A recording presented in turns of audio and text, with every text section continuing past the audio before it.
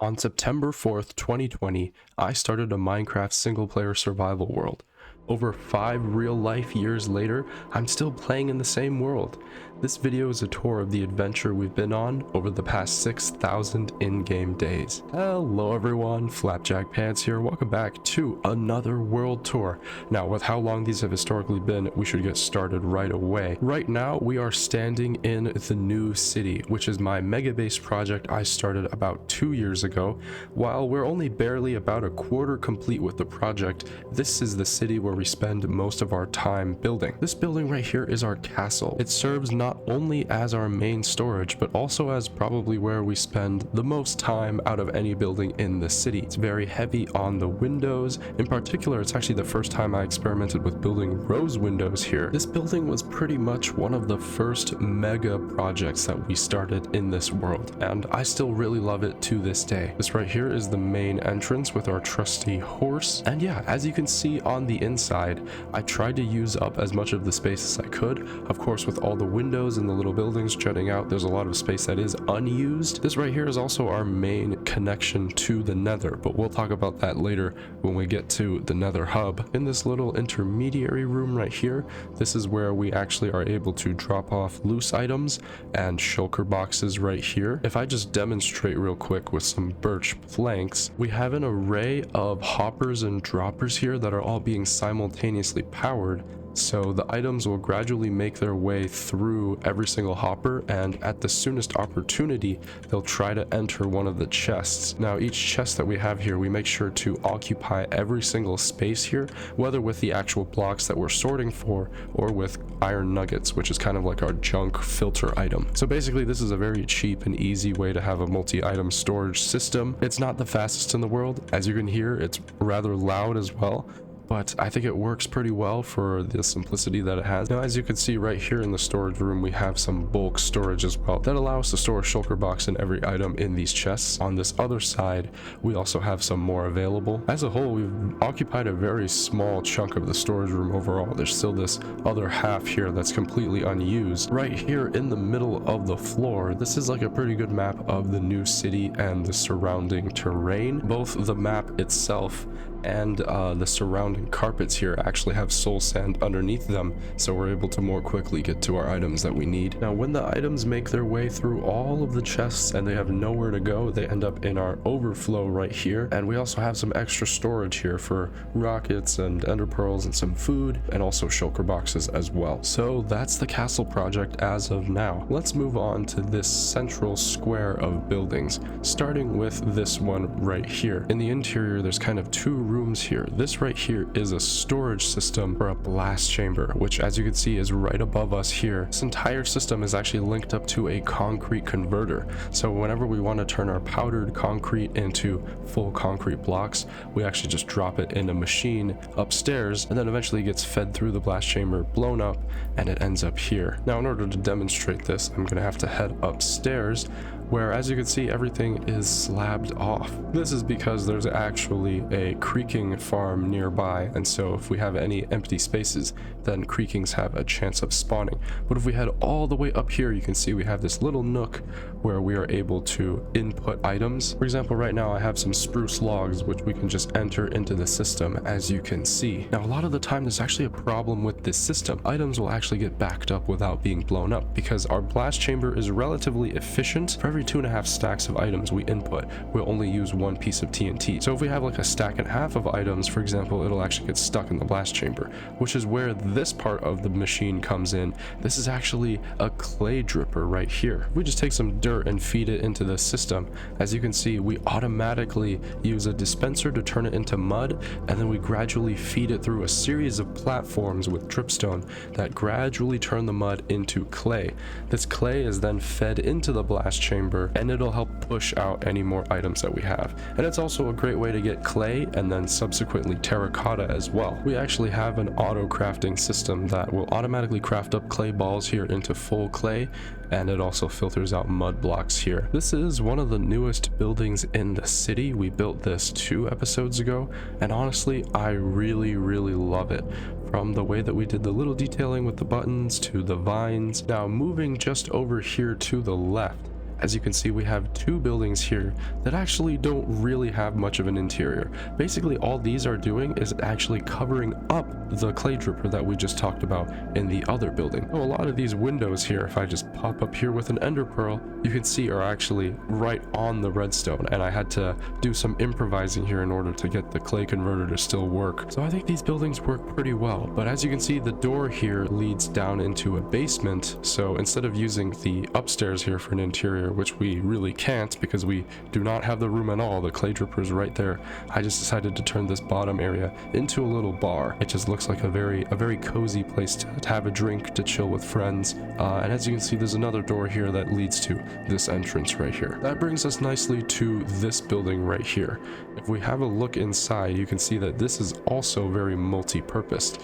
Right here we have a crimson and warped sprout farm. If we pull this lever right here, you can see it's not the most efficient thing in the world, but every once in a while we do get a couple of mushrooms as well.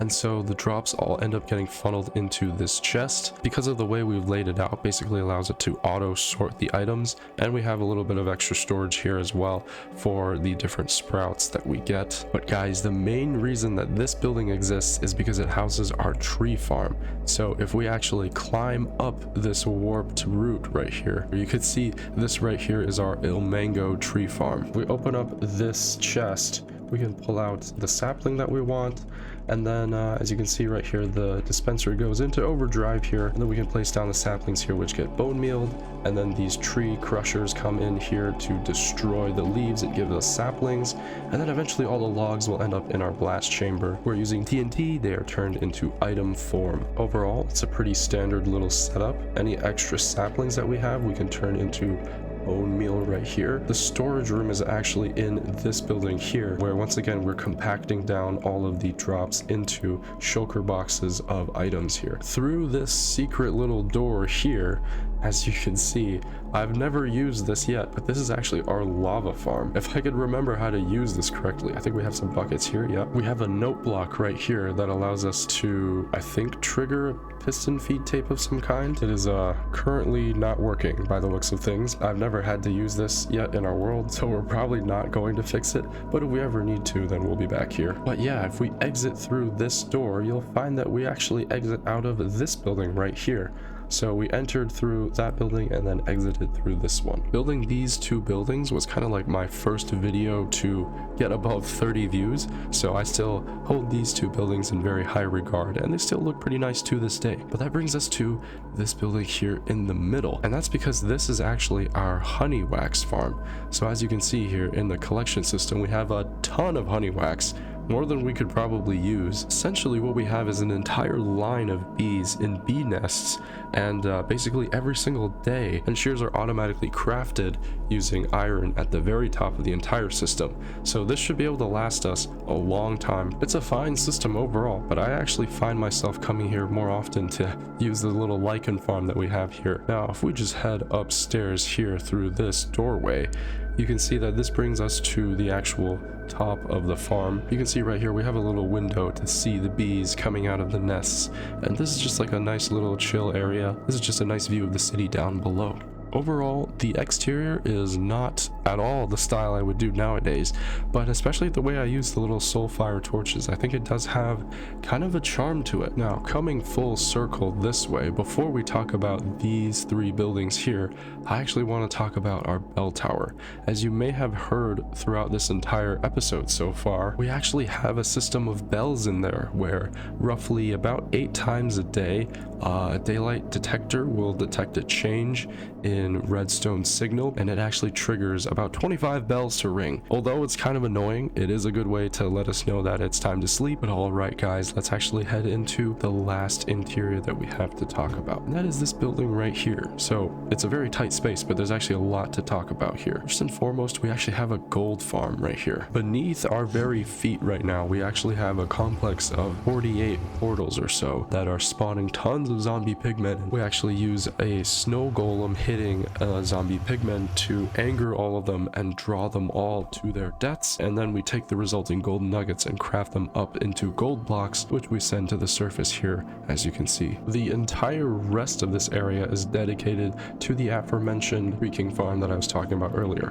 So if we flip down these trapdoors, turn the farm on, and then I believe unpower this clock here, we should see, yep, creaking start to get flushed down into this little holding area here, where eventually about 20 of them should be gathered, and then we can start hitting them with our sword. That causes resin to start spawning on all of the log blocks above, and they also eventually get flushed down the same place the creakings came from. Everything eventually passes through a little storage system, which will auto craft all the resin into resin blocks. One serious downside about this farm, guys, though, is that it only works at night, so the AFK efficiency is very low, all things considered. But just the fact we were able to fit a resin farm here into such a dense urban setting where most people would probably just have this floating in the sky, I think was a pretty cool idea. But yeah, overall, I really like this interior. You know, despite the incredibly limited amount of space that we have, we were able to make really quite a lot out of it. So as you can see, we actually exit out of this building here, while the main farm is contained in this one here.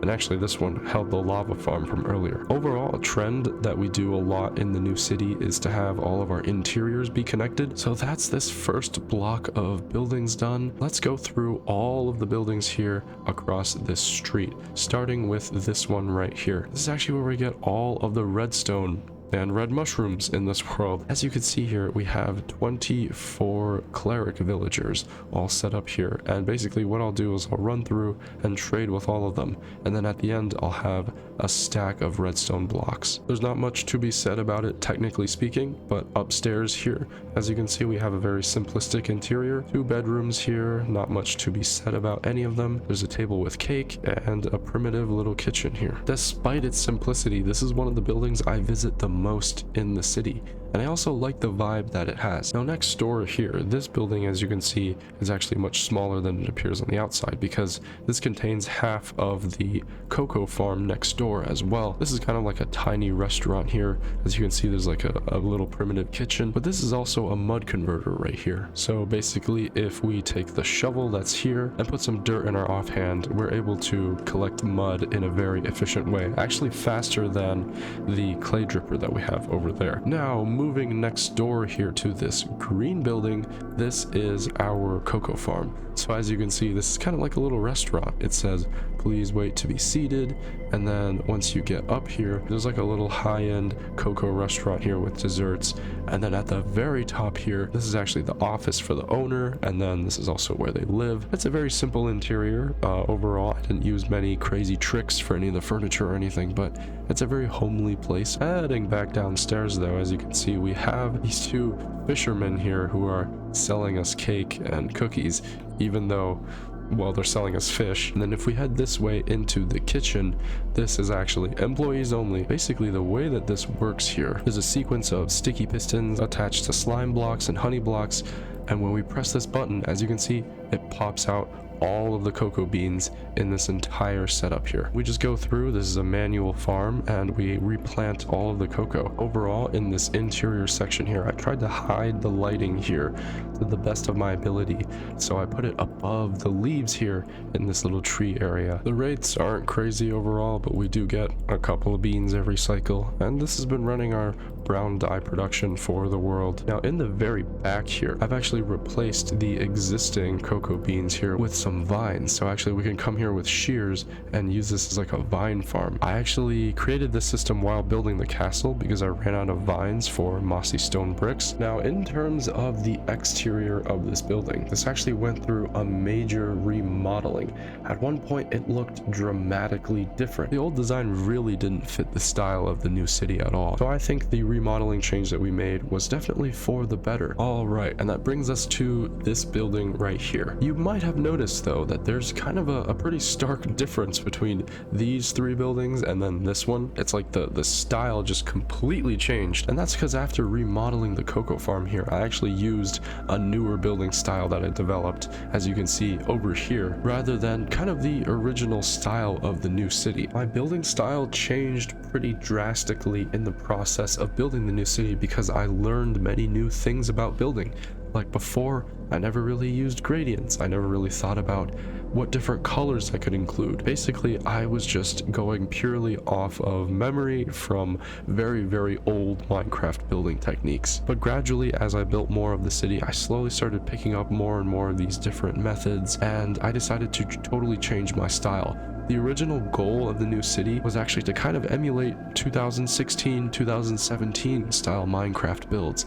As you could really see here, it's like much more old. This is like something you might find on Hypixel. But after I pretty much converted to modern building, a lot of these builds look kind of out of place now. So in the future, I think I'll slowly come through and, gradually update maybe one part of a building at a time, like one by one, slowly updating these buildings so we have a cohesive looking new city. But with that all being said, let's actually enter this building here.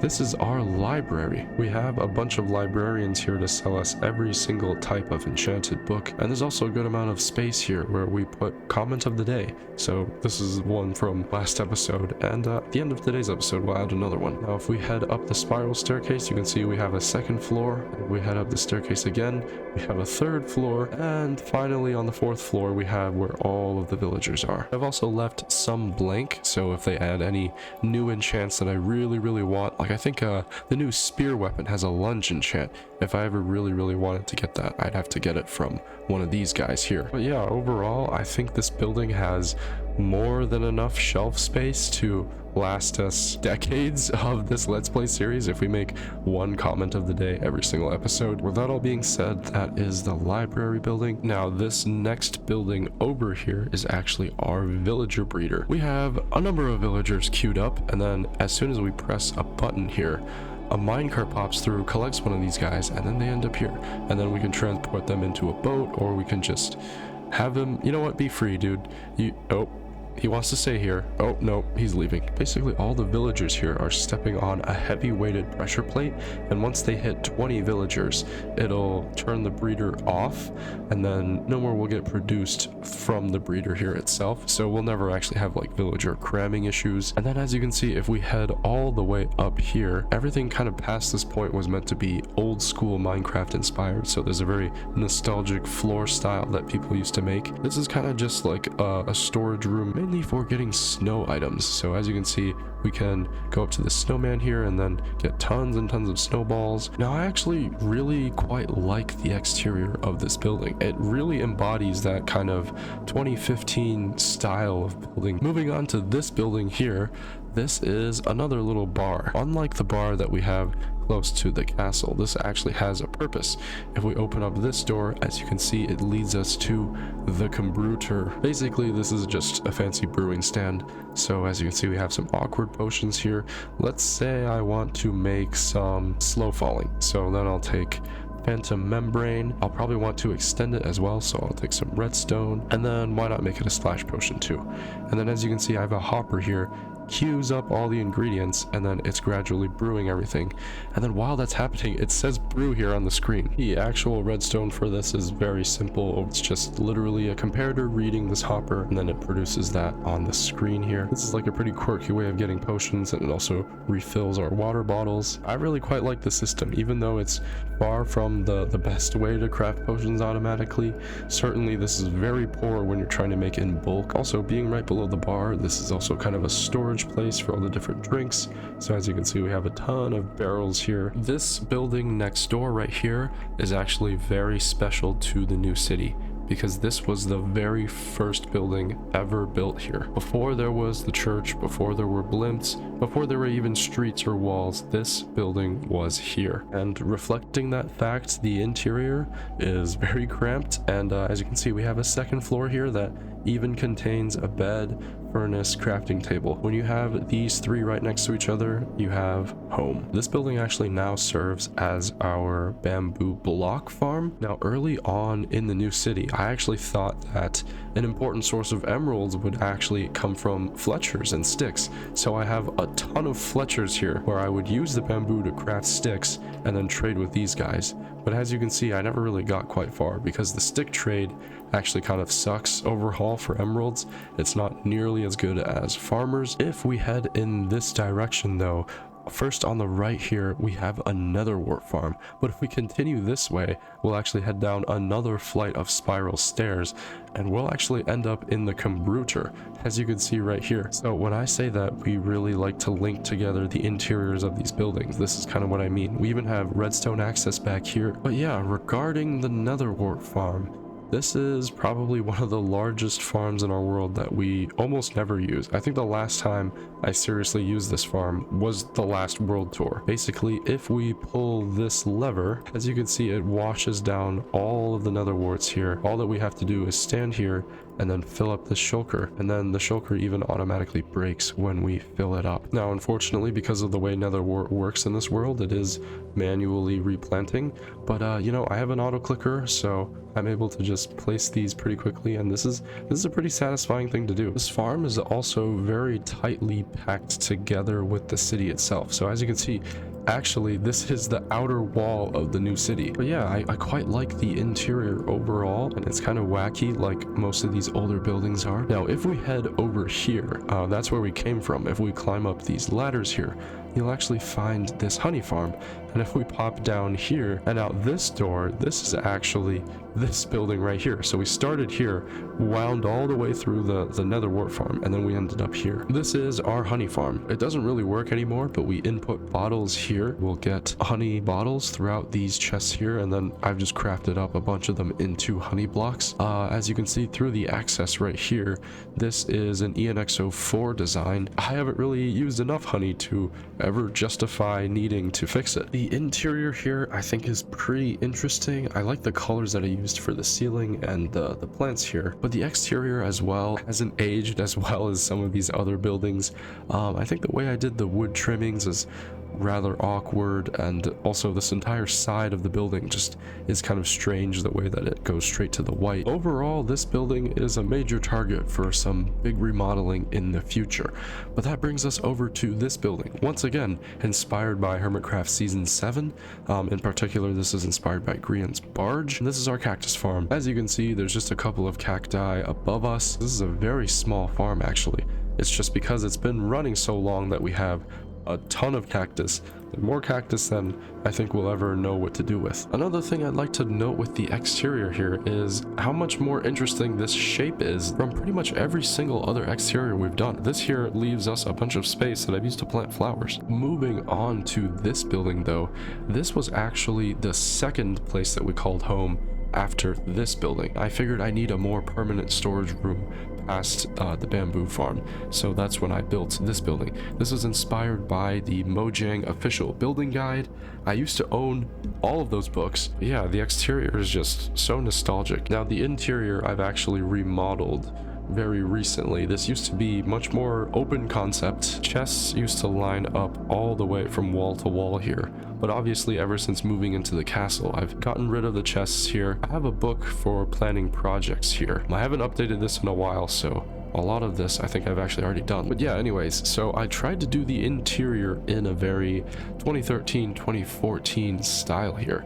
So we have an old school kitchen, you know, with a refrigerator, the way everyone used to have. Over here there's like a little storage area, and then right here there's a bathroom, and you don't want to know what happens in there. Upstairs right here we have a TV with this specific painting as the screen, and then right here we have like a little bedroom, tons of checkerboard carpets throughout, and then this right here is actually the most important part of the building that we still use to this day. That's because it contains our enchanting table, some lapis, a ton of armor that we got from End City raiding. We even have a little stone cutter here that's out of view of the rest of the building because we didn't have stone cutters back in old school Minecraft. This right here is the flag of our kingdom, along with the cross flag that you might have seen a few times earlier. These kind of represent the new city and to a larger extent the rest of the world. But another important thing about this building is this right here. If we click this button, you'll find out this is actually an elevator that goes down to our mines. It is a very slow journey to get all the way to the bottom.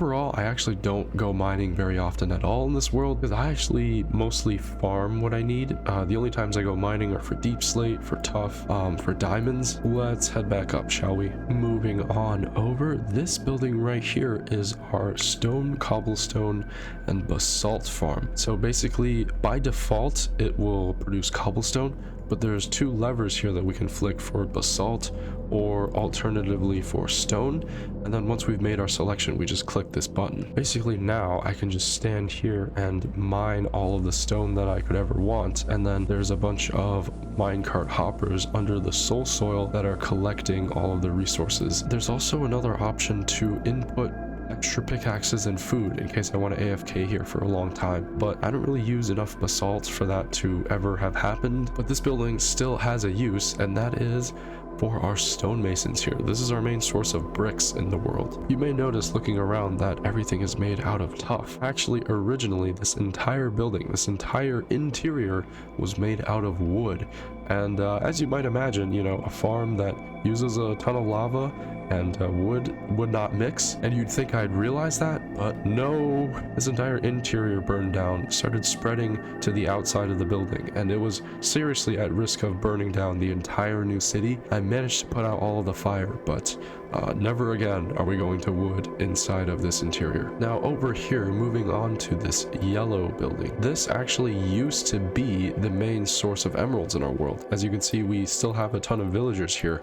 And then this right here used to be the storage system for a pumpkin and melon farm.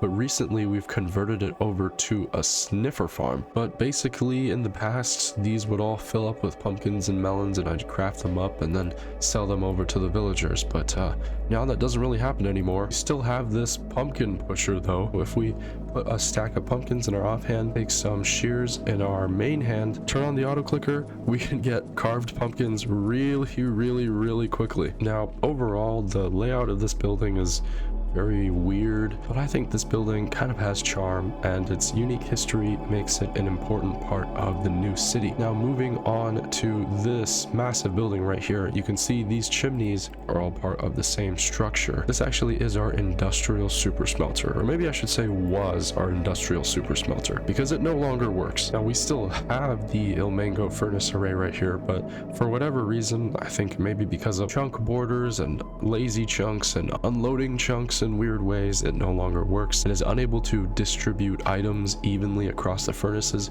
You can kind of see this with the way we're using the fuel here. It's all very uneven. So I've stopped using this farm entirely. If I ever need to use this building, it's for these tiny little smelters here, these two wide smelters. Ooh, I left some copper over. This place is in some serious need of remodeling. The exterior too is very industrial. This is like 2 or 3 centuries ahead of what the rest of the city looks like, you know. Moving on to this end stone building right here, this is our hotel. Now as you can see in this main floor here, I really tried to play a lot with light levels, so I've kept everything very dark deliberately, and that's to create this kind of atmosphere, this kind of mysterious vibe. Right here we have a storage system for our sugarcane farm as well, because if we head up the stairs, that's exactly what this building is mainly for. This place supplies all of our paper and rockets. Now the rooms are all pretty much identical. They're very small here. These were inspired by some of the hotel rooms I saw while my family and I visited France. I don't know if it's because us Americans are just too fat or whatever, or the people there are just particularly small, but the hotel rooms were just tiny for whatever reason. Like, our family got a room with 2 beds, and we thought, you know, it would be enough for the 4 of us, but no. But yeah, if we head upstairs to the 3rd floor, you can see that it's still mostly the same hotel rooms. This window used to give a view out towards the river, but after recent episodes, it's now a wonderful view of the mangrove farm. Heading up another layer, we actually gain access to the area where we operate the mangrove farm. This interior is probably one of my favorite in the entire new city, just because of the way that we played with lines here. There's tons of lines on the wall using signs here, and a ton on the floor with kelp, but then some things just completely break it up, like this painting or the carpet, and it's just, I think it's very soothing to the eyes. There's some nice little touches too, like cobwebs here in the corner. give this place a little bit of character. But yeah, this is mainly to access the mangrove farm, which we do through this little gate here. Actually, if we make a left turn, you can see we have a unloading station for shulker boxes of bones, which will get crafted down into bone meal and then fed into the lower parts of the system. If we take a right though, as you can see, we actually end up in the mangrove farm itself. As you can see, when we turn on the farm itself here, the mangrove farm is actually different from other tree farms because it operates on one single clock rather than attempting to detect when a tree grows. So basically every once in a while a pusher will come through and push through the trunk of any trees that have grown, and we're constantly fed mangrove propagules and bone meal, and then basically the wood goes through into the blast chamber where eventually it meets our good friend TNT, and then it gets fed down into a storage room. So that's the hotel building, plus the contents of some of these extraneous buildings as well. The actual mangrove farm was kind of tacked on to the hotel years after I actually built this itself. We made this very recently, just a few episodes ago. But we can move on now to this building right here, which is our kelp farm. As you can see, the floor to the mangrove operator room is the same as the ceiling to the kelp farm here. It's a pretty basic system overall. Basically, we just have a couple of lines of kelp that are growing, and then whenever they grow and are pushed by piston, the way the water that they grow in is oriented makes it so that they kind of get pushed forward and end up in a row of hoppers here, and then eventually they get fed into this smoker. Now we're able to take extra kelp blocks here, these dried kelp blocks, and actually smelt the kelp itself. This is hooked up to a crafter once again, so basically we're able to use kelp blocks to smelt kelp to get more kelp blocks. Despite not being fully automatic, this is a really cool system, and this is our main source of dried kelp blocks. The exterior was kind of, to be honest, plain before I added this extra part here from the mangrove farm. Now this is actually a pretty cool looking build if we managed to get this to line up, which we did not, but all right. This is the moment. This is the great building change. Now, I talked about the difference in styles earlier, but this was actually the first place it truly manifested. Now, between building the kelp farm and this building right here, a few months actually elapsed. And in that period of time, I joined a server started by my friends, and I learned so much about building there that I just had to take it back to the new city. And that's what really kind of inspired the revolution that gave us, you know, this kind of style of building. You can see here, I really tried to go all out on the gradient, on the vines growing here, and just using blocks as colors more so than I ever did before. This right here is our first clay dripper. This is basically the exact same as the one before, but it's manual harvest. Basically all of the clay ends up here and we have to dig it out manually with a shovel instead of it getting blown up by TNT like there. Other than that though, the redstone here for the mud converter is exactly the same. The system for pushing around the platforms of clay is significantly more complicated because instead of doing something simple and procedural like with the other clay dripper, I really tried to get all the timings perfect with doors and observers and all that. I think I really need to go back to using concrete in white builds like this because I've kind of stopped using it as of late. Moving over to this building right here, this is actually our sheep farm. This bottom floor, I really tried to focus on having an interesting way of storing all the wool, so it's in the ceiling rather than in the wall like we normally have it. This way we're able to connect it directly to the sheep above. Basically, once again, about 8 times a day with the daylight sensor here on the observer, we're able to send a pulse through all of these dispensers, which used to have shears in them, but they eventually broke, and we shear the sheep that are beneath them. But yeah, this has been slowly chugging away in the background and providing us with a lot of wool. And this bottom interior here I also really like as well. This is like a dye shop. You can see them in the process of dyeing this piece of cloth here, and of course there's like the colored candles for every single type of color. The exterior is certainly on the simpler side, but you know, it's a small quaint building and I think it fits together very well. But before we turn the corner over there and go over that street, I think I want to talk about our church here. The first version of this building was actually built in the pre-clay dripper era. So originally it was all only sandstone. The ornaments elements on the outside were very simplistic and it had a kind of boxy shape, but this was actually one of the buildings that I totally remodeled the exterior for, and I think now it looks a lot better than it did before. And as you can see right here, I really went all out with the glazed terracotta. All of this glazed terracotta is to kind of represent icons on the walls, which of course these banners also do, but I just wanted to make the interior as colorful as possible, kind of matching like a lot of real life Orthodox churches. I've gradually added more to this over time, but as you can see, the iconostasis here as well is pretty simple overall. There's like the 3 gates, and then on the interior here there is the altar with a big old cross here, and then some storage as well for icons in case we need them in future. But I think overall this is a very cool building, definitely a centerpiece to the entire new city. Let's move on to this building right here. This is a combination between a cactus flower farm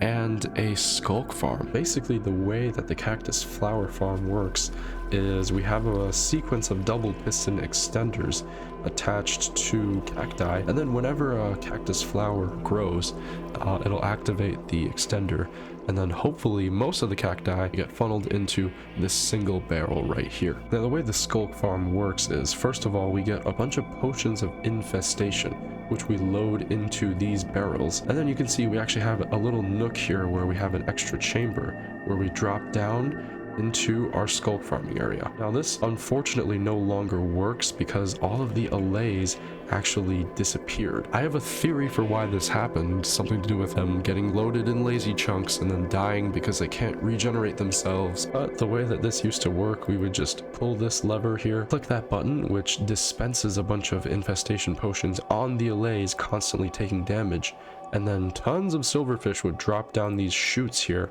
and then because they would die and give off XP, they would actually convert over a bunch of stone into Skullk. We'd be able to take our hoe, gradually break down all the Skullk, and then we can manually sort through the items. It's unfortunate that this system doesn't work, but I think we came together with a very innovative kind of farm, and that kind of brings me over to farming overall.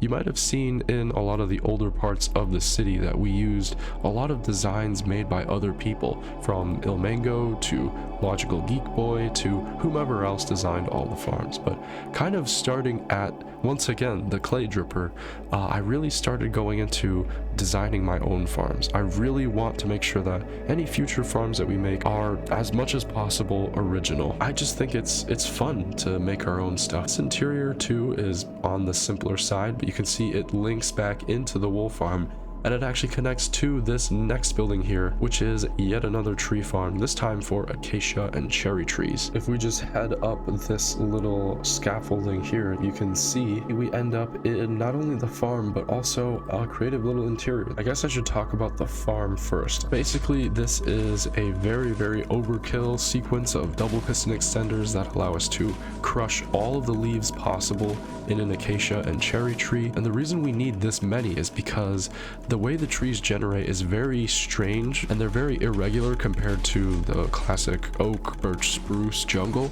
So basically it makes it a lot harder to design a farm for them. Now the blast chamber system is pretty much the exact same as the other 2 tree farms. We're just pushing through a wall of logs and then they get blown up by TNT. Overall, it's a very nice system, a little bit more complicated than the Ilmango tree farm, but I think it still works extremely well. Let's talk about this interior here. I think overall I went much more on the simple side, just putting together some like potted plants and barrels and paintings. As you can see right here, there's a little display of copper golems refilling the bone meal for our bush farm, which is in a separate building we'll get to in a moment. Right here is actually the section where we drop off our shulker box of bone blocks. This is kind of just like a standard system that we have. It's kind of like our world's equivalent of barrels of oil, for example, our main fuel resource. Now if we go back to the scaffolding and head up yet again, this is a really magical place. As you can see, we have this enchanting setup with these floating candles,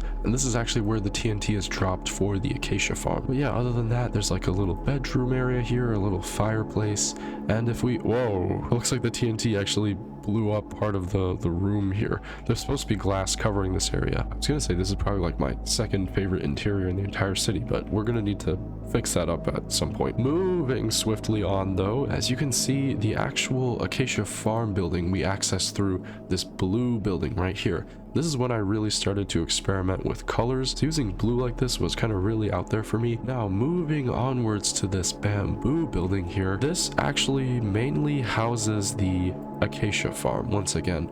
But much like the bar that we talked about earlier, I actually used the basement instead for the actual interior. We have a little holding area here where we have the armorer from whom we bought the bells that we put in the bell tower. We also have a little setup here for vines. It's very simple. Then right here we have this trapdoor where we have access to our TNT minecart, and that's because this is actually our crimson and warped tree farm. Let's just head down here and see what's going on. The first layer here is kind of like this little underground sanctuary garden. You can see the farm itself through this wall here, but I just really like how I put this entire little garden together. I mean, it's such a cozy little area. I even hid water to hydrate the dirt inside the walls.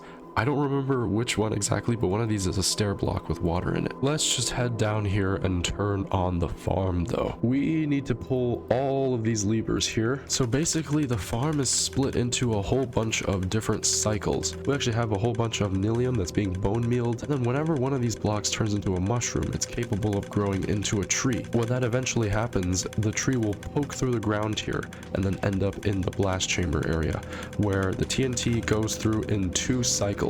First on the floor here, where it knocks out the bottom area of the trees, and then once again kind of higher up in the air. This is controlled using powdered snow when the TNT is actually dispensed using the TNT minecart. So you can really see why I'm saying this is like the greatest TNT guzzler in the entire new city. All of the items eventually end up in our item collection here. I didn't really have the room to put a shulker box filler, so I just have a whole bunch of individual shulker boxes that are collecting the different items that we want. So we have crimson stems here, shroom lights, and then everything extraneous ends up into a sequence of composters and gives us bone blocks back. I actually really like this interior here. I was really going for kind of like an abandoned collapsing mine, and I think I really kind of hit that aesthetic here. The exterior on the other hand is all right, I guess.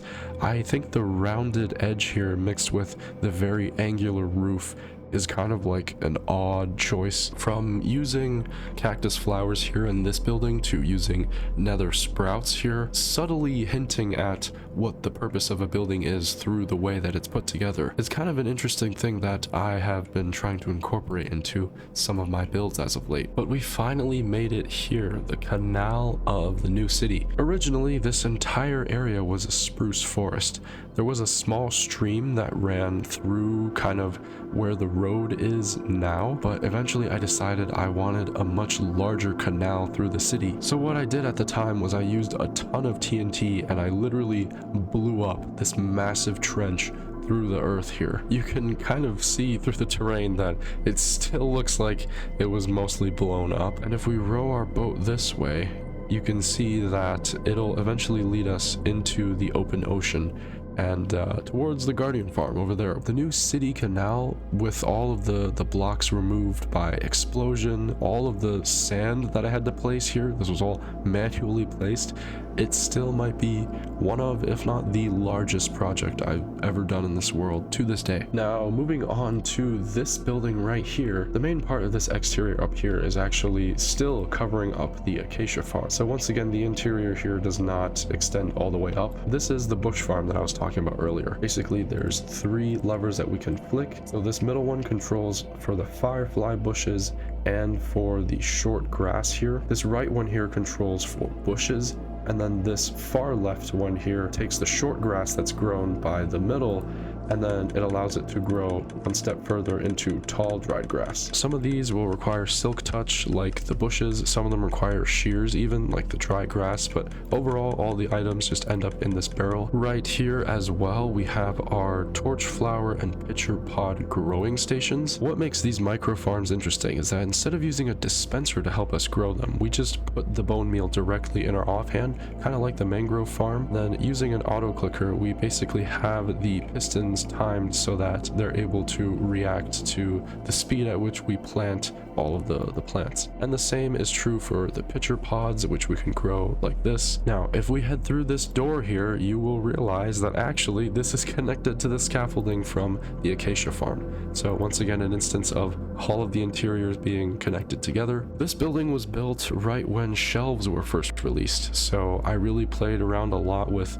building interesting things with the shelf. I used it up here, holding some slabs to kind of add more shape to this overall building. That brings us to this group of buildings right here. Heading inside this one, we actually have a wheat farm. Essentially how this works is we just have 3 villagers whose inventories are totally full of seeds here, and we have them work over these wheat fields, and any extra seeds and wheat are picked up by these allays who drop them down into our collection system. The wheat is automatically crafted up into hay bales, while the seeds just get pushed in as shulker boxes of seeds. The interior over this entire building is very simple for the most part. There's also the set of shulker box fillers here for the mangrove farm that we talked about in the hotel section. In terms of the exterior, this set of buildings is probably some of my favorite in the entire new city. As you may have noticed, there's also an extra building up there. The reason we have this is because inside of it, as you can see here, is all of the mangrove leaves from the mangrove tree farm itself. They actually grow up through the ceiling of the farm. If we had just cut this off with the roof that we had here,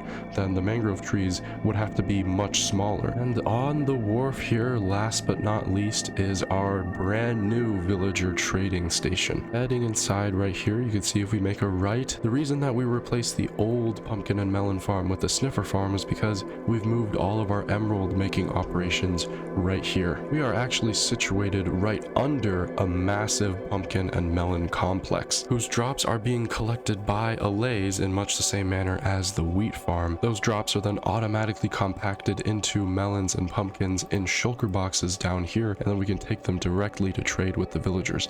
Additionally, we also have potatoes and carrots, but we have generated actually so many of these that we've pretty much run out of shulker boxes. Now, in terms of the aesthetics here, as you can see on this main holding room, it's very simple. The floor is made out of smithing tables, which I think was an interesting decision, but up here is kind of where everything is. You can see the allays, you can see the villagers working, and this is also an office here for all the workers staffing the villager operations. Then if we climb up this ladder, this is a still kind of unfinished area, but we have some extra storage rooms and the office of the CEO. Even though this is late medieval, you know, we gotta have some corporate capitalism. Right here, there's like a very simple lounge area with a fireplace. The exterior here has actually gone through a little bit of revision over time, but overall, I really like how it all came together. Now, next up, I want to talk about our blimps. And in order to get up there, we're going to use our happy ghast friend right here. Very recently in our world, I decided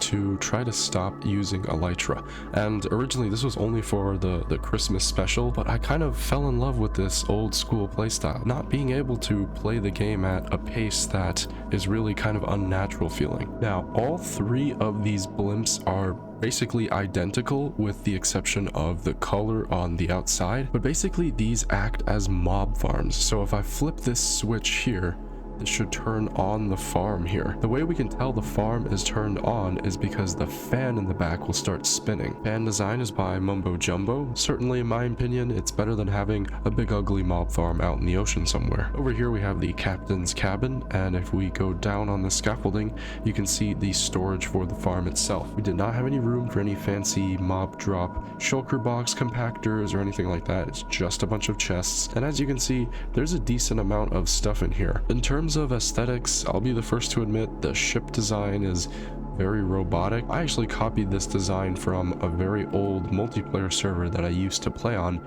so this design is not even original to myself. I did make the blimp myself, including all of the details with shading the blimp at the bottom. All 3 of these were inspired by Bloons Tower Defense and the Moab, BFB, and ZOMG in all of those games. We head to the very top of the blimp here. You can see that we actually have integrated a powdered snow and ice farm to the blimps. Both of these are manual harvest. I'll just come up here with a bunch of buckets to scoop up powdered snow or fly around here with a pickaxe and just destroy all of this ice. But with the blimps covered, that brings us over to the east bank of the canal. Compared to the west bank, there's really not much here in the east bank as of now. This building right here is actually our moss farm. This is one of the more low-key farm on-off switches, but right here on this shelf, if we flick that, it turns on our moss farm. The cool thing about this farm is that it is entirely self-sustaining.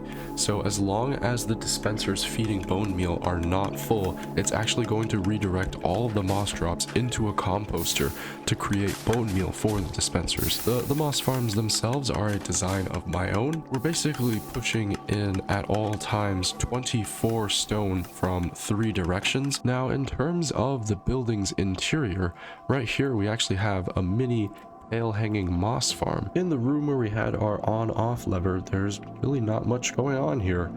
We have our fireplace right here. We even have like a little poker here to help move around the logs that are burning. But if we head upstairs here, you can see I even have a bed. Heading up further yet though, we have an attic room. This is actually where we have our armadillos generating us armadillo scute.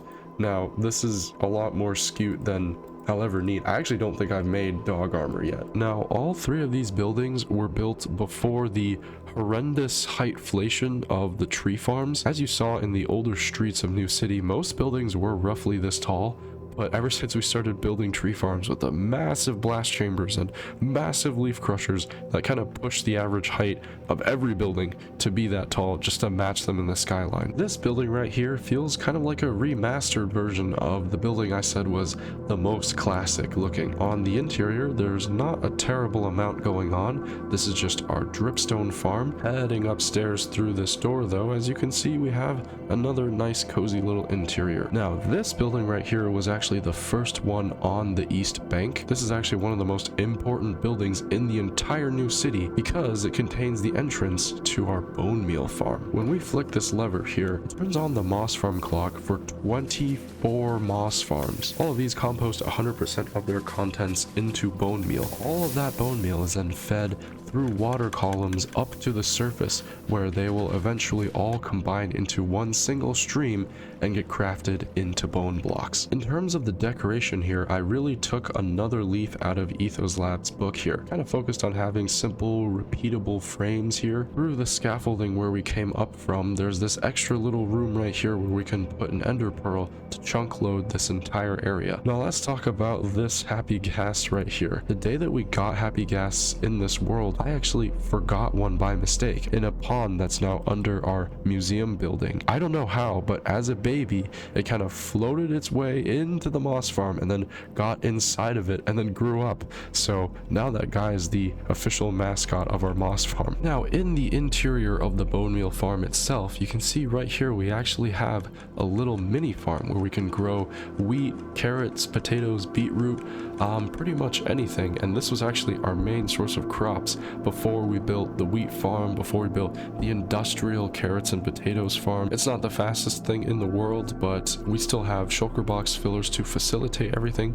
We put wheat seeds in this shulker box. Now heading up this ladder, you can see right here, this is actually where we refuel our mini farm. The rest of this interior though is my first attempt at doing this kind of interior, and I think I kind of really overdid it in terms of paintings. There's a little bit too many paintings around here. But on the east bank, there's an elephant in the room, and that is our newly built museum. Now, I'm not going to go too much over the exterior because we did make this literally last episode, but this was kind of meant to be like a parallel of the castle in many ways. It shares a lot of structural similarities, like having this very notable bottom layer here, kind of some notable triangular shaping, which is also on the castle, and it also has an extra tower with a hanging section here. But I'm actually going to save the interior of the museum for the very end of the tour, because there's some items there that I think require the context of the rest of the world and the history of how we got here in New City specifically. Let's talk a little bit about the outer walls of the new city. Originally, all of the walls were just simply made out of stone bricks, and the bottom was entirely black stone. but eventually I came back here and I added some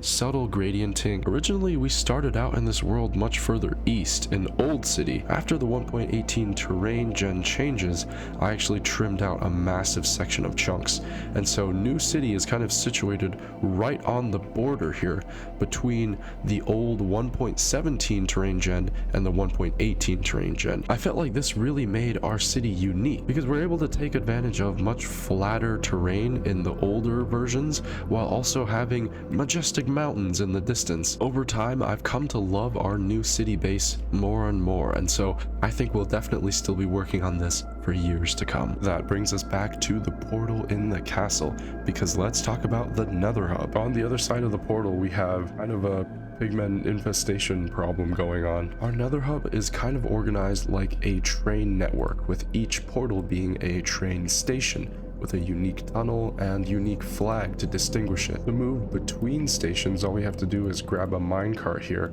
and then select which stop that we want to go to in the direction that we want to go to. And then whenever we press this button, essentially the redstone will encode the stop that we want to go to into a comparator signal. Every single stop, a signal strength of 1 is subtracted from the total signal. So for example, if you wanted to go to the station that's 6 stops north of the one that you're currently at, you'd input 6 into the lectern, and then eventually every stop 1 would be subtracted until you get to the 6th stop. Now, as you can see, the redstone signal actually travels faster than the minecart, which is why we have relay extension stations every once in a while, so that the signal never truly outpaces the minecart and you won't miss your stop. Once you get to a signal strength of 1, we have a redstone circuit that'll detect specifically this signal and then route you into the correct station now that you're at where you want to be. We can also just use the rail as an ice boat road, and honestly, this is what I find myself doing most of the time. It's a lot faster. Now, you may have noticed that this encoding scheme does not allow for turning left or right. So what happens at a true 4-way intersection between north, south, east, and west? And the truth is, I completely avoid this problem at the central station. We actually have 2 separate lines here, the west to north line and the east to south line. The central station where we switch between them is easily the greatest train station in the entire network. This sprouting enchanted nether tree right here is located directly at 0, 0. We have not developed this area at all in the overworld, but as you can see, this is genuinely 0, 0. I really like the detail of the Skullk blocks and the end rods in the ceiling here. It almost looks like the night sky. Let's visit the first stop to our west, the Guardian Farm. Coming out of the portal here, we start out in this cellar, and if we climb up these hanging vines, you'll see that we actually end up in the kill chamber of the farm. This is where all of the guardians are funneled to, so if we stand in the correct position and get ready to take massive amounts of thorn damage, we actually have one of the best XP farms in our world here. The farm design itself is actually remarkably simple. All it is basically a big box of water columns that flush all of the guardians here into this central 2x2, where using lava their health is reduced. All of their drops are then pushed around our storage system where they're compacted into shulker boxes. Now if we explore the cellar right here, you can actually see that there's 2 exits up into these massive towers.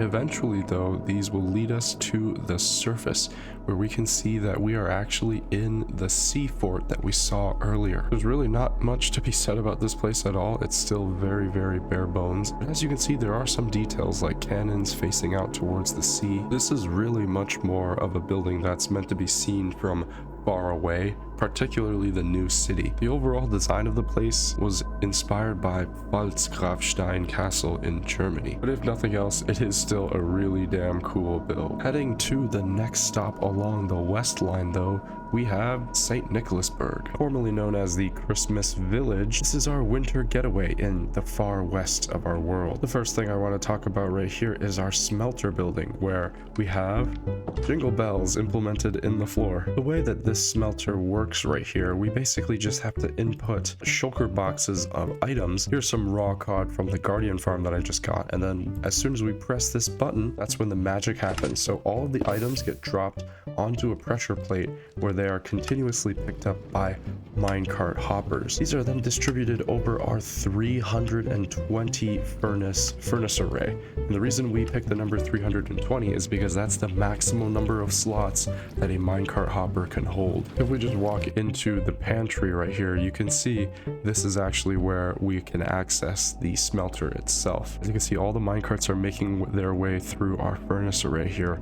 And yep, you can hear the dispensers clicking with all the items that are being fed back up to the surface. This room itself is, I think, pretty cool as well. Once again, the lanterns on the kind of dark ceiling really remind me of the night sky, and the fact that we're just standing on top of the furnace array as well. This copper is still not fully oxidized despite us having built this entire place like over a year ago. So maybe next world tour this copper will all be fully oxidized. Back on the surface here, in order to pick up our items, they're actually just dispensed right here into this block, so we're able to manually fill up a shulker with it. This is a much simpler way of having our items returned to us instead of having it automatically fill up a shulker. We can just kind of do it manually because usually there's not enough shulkers for it to be that big of a deal. The little Christmas house that we're in right now here too is also pretty charming, all things considered. We have this nice cozy little living room with a tiny Christmas tree. We even have this entire dining room here along with a kitchen. Now upstairs we have some bedrooms, but this one in particular actually has a smaller furnace array. We have an 8 wide furnace array here that we can use to smelt even more items. Because we do have a 320 wide furnace array setup, in order to keep things in multiples of 320, we often smelt the remainders here using this smaller setup. That's not all that this place has to offer though. As you see here, further in the south, we actually have another settlement. This area right here is St. Nicholasburg proper, which is the new village that we started this Christmas, and we'll be slowly adding to it every holiday season. First and foremost, there is this little chapel right here, and I really tried to go all out with the detailing here on the front facade, and I think we did a very good job with the shape that we have, along with the details using signs. The inside is on the simpler side, but you know, it gets the point across. This is like a tiny little church. In the center of the town, we have this big old Christmas tree with these massive presents right here. In particular, I think using candles for ornaments and coral blocks here for the tops of the presents, I think really add a little bit of extra detail to this place. This building right here is the town hall and the clock tower. There's not much inside as of now. There's just a big central meeting room with a fireplace, some books, and the map of the current Christmas village. This red building right here is the library. It's a little bit more on the plain side once again, but I think it gets the point across here with these bookshelves. As you might have picked up, a difference between the way that we build in St. Nicholasburg versus the new city is that I really try to work with the terrain here in St. Nicholasburg. So instead of bulldozing everything flat, starting from scratch like we did in the new city, we actually tried to work with the naturally generating hills and add a little bit more snow and some icy plants to it. I think it works very, very well. This right here is our gate building, and while there's nothing on it right now, in the future when we expand the city, we could have another part of the city coming through the gate. And there's even a little room here in the gatehouse for a little bit of studying, some pants, and some bookshelves. Even though we've pretty much just gotten started on this village, I'm really liking the calm, cozy vibes that it has, and I'm looking forward to adding more to it this year. Next up, the one and only stop on the north line, the gold farm. We just need to climb up this slightly perilous scaffolding here and hope that gas doesn't notice us and try to shoot a fireball. We find ourselves in the collection room for the gold farm. We have over 20 pigmen in each of these chambers, alongside obviously the gold farm drops that we'll get. We also have bartering farm items right here. If we just head the rest of the way up the scaffolding, we'll actually end up in the kill chamber of the gold farm. All right, if we open and close this barrel super quickly, Yep, the pushers should start. So if we just stand right here and start hitting this armor stand, you can see the sweeping edge actually allows us to hit the pigmen above us. This is a modified design of a classic Enderman gold farm here. We basically have a bunch of these discs going all the way up to world height where zombie pigmen can spawn, and then they're lured by turtle eggs down this central shaft here where they end up in this kill chamber that I made here. The items are pushed off using carpets, and then through a sequence of pistons and slime blocks, they're eventually shot through our item collection system, all without any water, because of course we don't have access to that in the Nether. Now all of this was made in the pre-crafter era, so we're simply moving the golden nuggets into shulker boxes, where eventually we have a manual crafting setup. Now the overall exterior of this farm was kind of interesting because it was inspired by a Sumerian ziggurat, of course with this massive tower also protruding from it, and these smaller pillars here holding it in place with gold chains. So originally this was kind of supposed to be like a very imposing landmark that you'd come across while flying over the Nether ceiling. Even though we don't really do that anymore, it's still a very cool build. The way we would use our crafting setup is we'd put all the shulkers into the left side here, and then as soon as we get this started, whenever this shulker box empties, it'll automatically break. And so we could just craft these up into gold blocks. When we have like 20 shulkers to craft up, this speeds up the process dramatically. Now, as you can see right here, a lot of the gold ingots actually get filtered into these chests right here, right above the piglins. So if we turn on the pusher for one of these piglins, it works very much the same way as the gold nuggets. And we unpower this, then all of the pigmen will start getting fed the golden ingots and start automatically bartering. The items that we get from bartering are gradually moved up to the sorter through this Rube Goldberg machine here. There's this classic transparent block item elevator here. You don't really see these anymore anywhere except the Nether, and then they're shot out into our item stream where we gradually move them through our sorters. It's a very fun system, but unfortunately it actually can't really keep up with the volume of items that we get. So what I've been doing recently is just throwing the ingots to the pigmen and then manually collecting the items and sorting them by hand. So it's kind of a very clunky manual system that this gold farm has gradually turned into. Despite some of its shortcomings, this farm is still our main source of blackstone, gravel, quartz, and soul sand, and it's still a very awesome build and farm. This place is like actually horrendously far from 0-0 for whatever reasons, so it's gonna take us a really long time to get back. All right, let's talk about the first stop on the south line now, the slime farm. Welcome to Slime Central, a massive slime ravine that we dug right into the ground. The core of this slime farm are the 5 slime chunks in a row that I discovered here. Very early on in our world, we actually dug out all of these chunks, and it wasn't until relatively recently that we actually built the farm that went inside of it,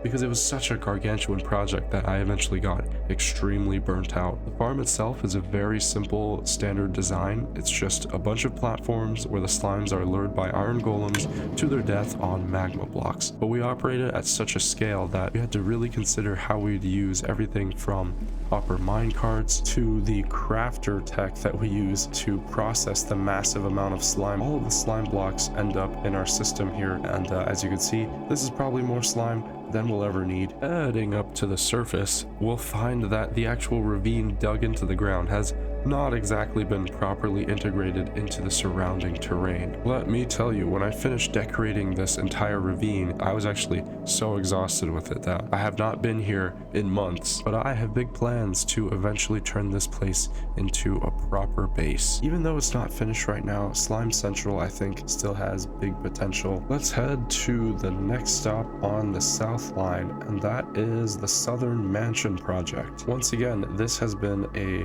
kind of abandoned project, to be honest. A few years ago, I found this mansion from a Enderman video that I really liked, and so I basically remodeled the interior and then imported it directly to our game. Let's just have a quick look at it from the exterior here. Now obviously you can tell that I didn't make this myself, because this is like far better building than some of the projects that I made myself during the same time that this was made. Yeah, when I was actually making the castle in the new city, I actually revisited this building, and you can see where I got some of the ideas for having like smaller parts of the building jut out to create a more interesting shape. Originally, this entire surrounding plains biome here was all supposed to be turned into sugarcane and wheat fields, but as you can see, we never got around to that. We only built one of the 4 paths that were going to snake around the entire plains. But this building does have one trick up its sleeve.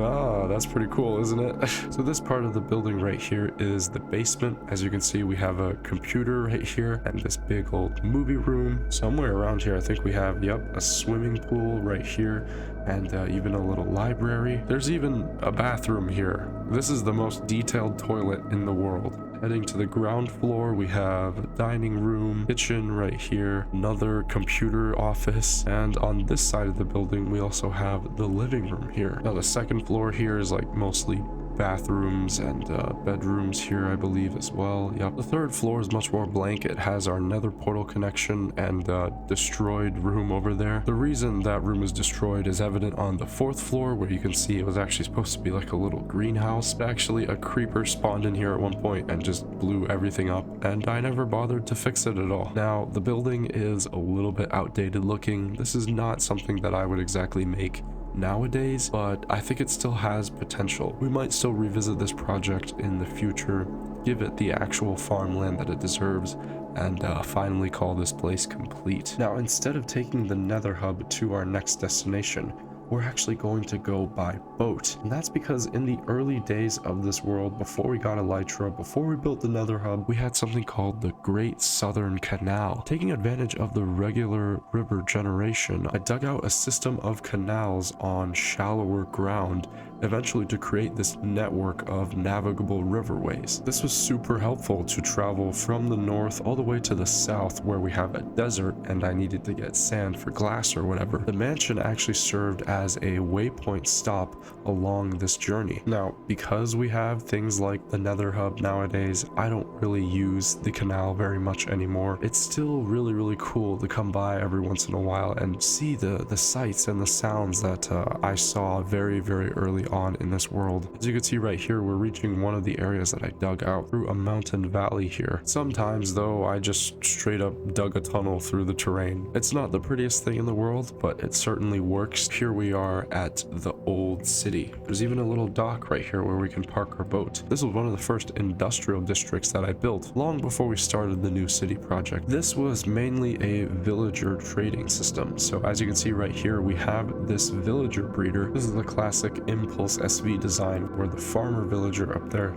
helps collect crops and passes them over to the couple that are in the breeding chamber, and then all the babies end up in this little tube right here. Now, originally this farm used potatoes, but at some point, I don't know how, but the farmer villager up there got his hands on some beetroot seeds, and the farm just completely turned into a beetroot farm. I genuinely have no idea how this happened, but we just miraculously have an automatic beetroot farm now. As you can see right here, eventually we took the villagers from the villager breeder and set up this little marketplace right here, where we have one individual stall per villager, and as you can see, they're color-coded based off profession. So yellow is for clerics, blue is for farmers, and red is for librarians. We pretty much have every single book trade in the game right here. When I was building the library in the new city, I got so tired of rolling trades for an unbreaking villager, I just kidnapped this guy and moved him into the new city. As you can see, over time, some of these villagers got struck by lightning and turned into witches. The entire Mason district burned to the ground because of this, and I had to save them by chucking them into holes in the ground where they still live to this day. We even have this little wharf area right here, which is just out of earshot of the new city. Now, this building right here is the city's pumpkin and melon farm. This actually pretty much uses the same Il Mango design that I'm using to this day, and this was before we had access to shulkers or crafters, so just raw pumpkins would end up here, and then of course we'd also get melon slices that we'd have to individually craft up. This massive tower right here, probably the most iconic building in the old city, was our old mob farm. Once again, as you can see, everything is just stored in chests right here. I added this shulker box system much later to get some arrows out of it. This is still our strategic reserve of gunpowder, because I ran this farm so much back in the day that we're still using the gunpowder from here when we run out in the new city. This building right here, as you can probably obviously tell, is a cactus farm, much larger than the one we have in the new city, in fact. And this was built after we got shulker boxes, so you can see we have a gargantuan supply of cacti. This was kind of the level of building I was at when the Southern Mansion project started, so you can see why I'm saying it's pretty obvious I stole the mansion. At some point when the new city and the surrounding areas are developed enough, I feel like it would be a worthwhile venture to return to the old city and to give this place a proper makeover. Heading north here along this little path that I carved years ago, we actually have the first village that I visited right outside of world spawn. All of the surviving villagers were eventually moved into the old city breeder, and then eventually those villagers were transplanted into the new city. So in a way, the villagers from this specific village have populated our entire world. With that said, their hometown is still completely empty at this point. We just have this egg farm, this cactus farm, and back when spawn chunks were a thing, we had this iron farm too. The theme of this village and eventually old city was supposed to be kind of like Soviet brutalism, so we'd have like a 1950s style Soviet architecture going on all throughout. This is pretty much the oldest iron farm designed in the book. I remember in the 1.14 update when iron farms first got reinvented, this is pretty much what they looked like, and gradually over time, for whatever reason, this has stopped working. There is still like a very comfortable amount of iron that's still remaining in the system. So for the past few years, we've not had a functional iron farm. We've just been relying on the excess that we produced over the years here. So it would be pretty cool to revisit this place as well in the future. Now, if we follow this little trail just a little bit further north, this little plain right here is where this 5-year journey began. It's also in all likelihood where you'll spawn in the world download. You know, between the new mountain terrain gen and the classic rolling hills and fields, there's something really calming and special about this place. Heading back into Old City though, more recently we actually built this big old flower field right here. Now, we actually have a very limited selection of flowers because we needed so many for this project that I could only use the ones I could get renewably.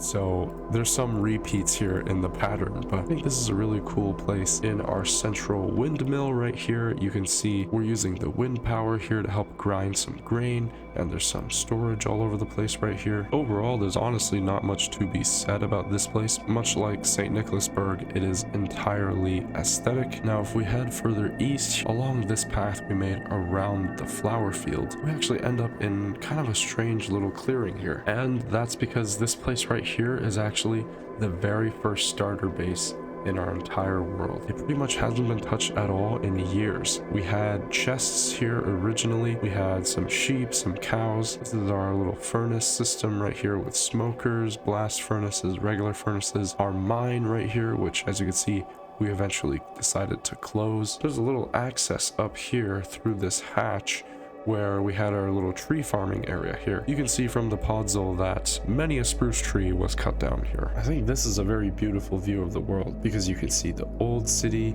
the little river where we used to do a ton of farming, the land scarred by hundreds of creeper explosions over the years, the iron farm, and you can even get a little glimpse of the new city. Kind of a little synopsis of the past, present, and future of our world. Heading back into the base right here, you can see we have our nether portal and another egg farm. Probably a few too many chickens in there. This was the room right here where we used to get all of our dyes. And I almost forgot, this little area in the floor here was actually our concrete converter. We just stand right here with a pickaxe and powdered concrete in our offhand, and we just hold down left click and right click. And that was our concrete converter before we built the automatic one. Heading back into the nether, you can see that this does bring us to the nether hub, where we are going to head to our final destination, the end. You can see here in our end portal room a tiny little mock-up of the end itself. Just ignore the zombie pigmen. These guys don't tend to be in the end. On the other side of the room right here, we have basically a very old school chunk loader here. So I think if I unpower both of these, you'll see that this actually turns on our sand duper. I forgot to actually put sand inside of it. We have a little access ladder just for situations like this. Throughout the entire video, you might have been wondering, why are we so worried about using TNT when we have TNT dupers in Java Edition? And well, this is the reason. Because we're already duping so much sand, I figured it would just be double unfair if we duplicated TNT as well. So for that reason, I dupe sand in my world, but I don't dupe TNT. Let's jump through the end portal.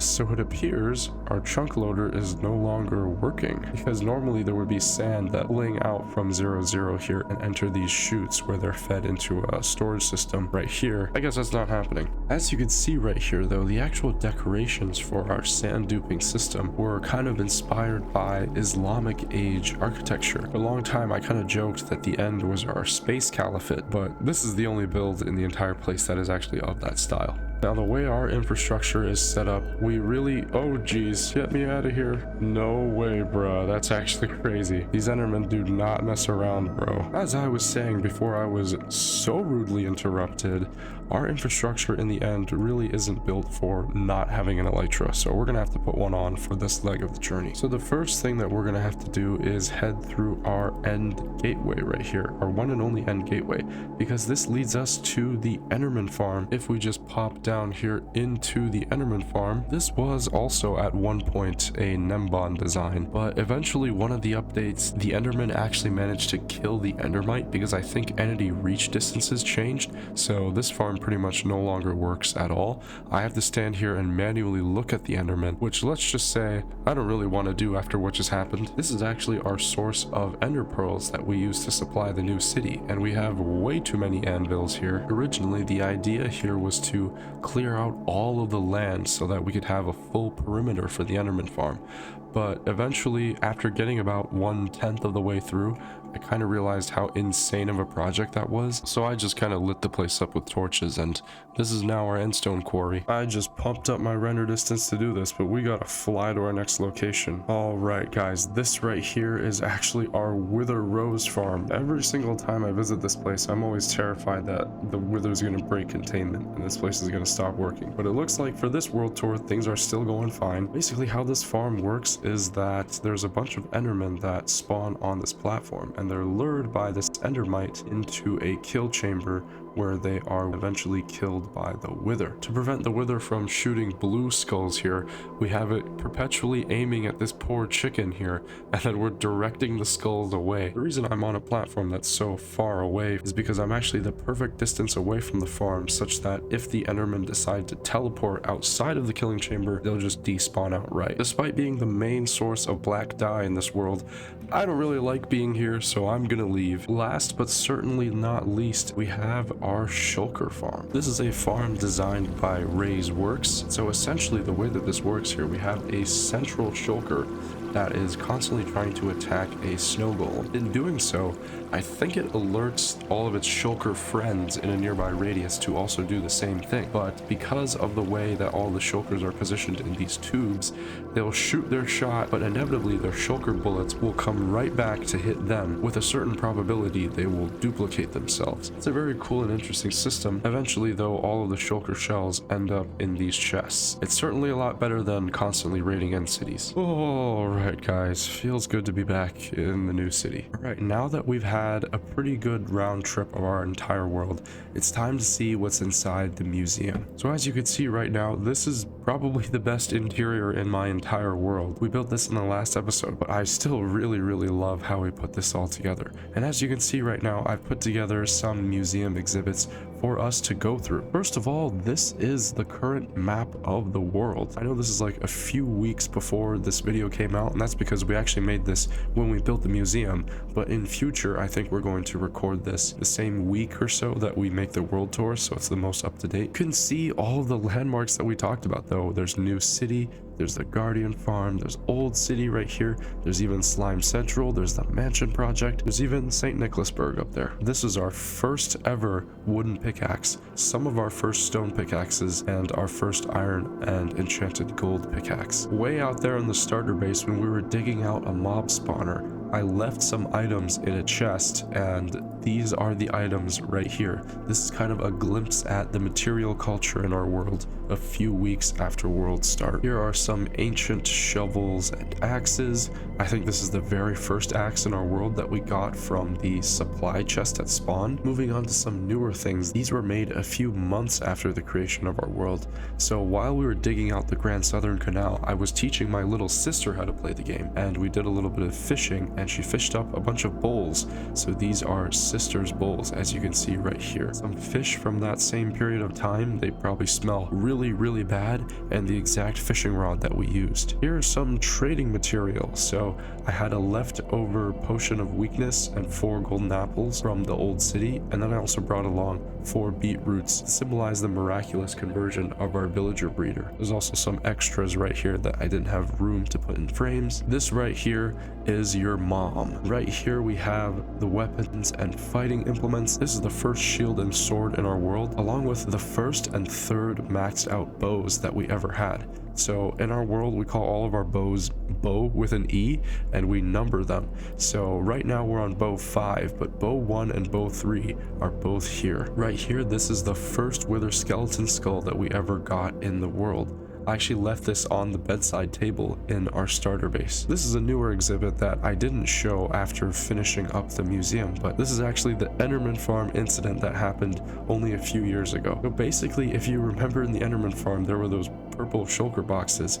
Well, I actually got stuck in the farm and killed by Enderman.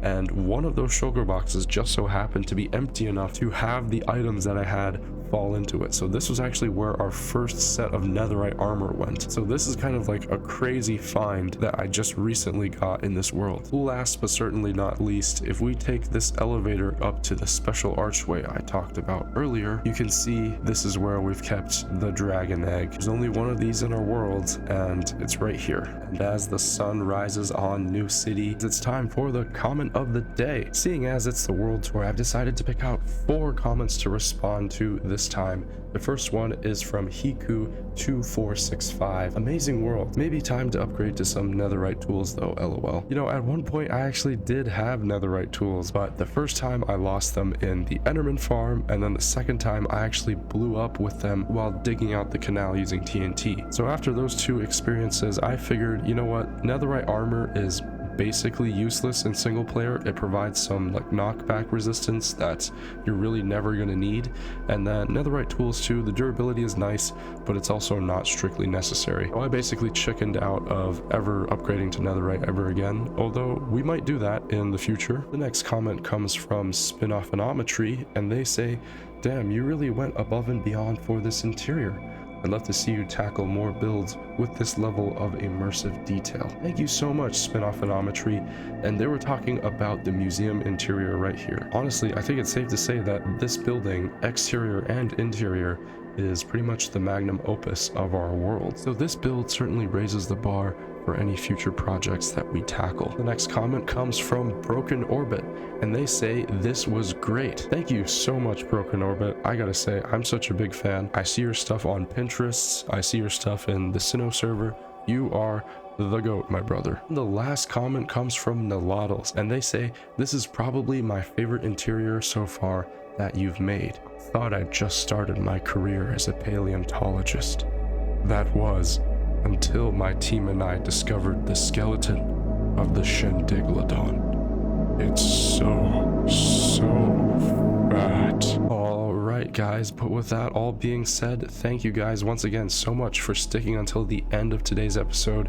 Thank you guys so much for 500 subscribers. I wish you all the best, and I hope you have a fishy Friday. Goodbye.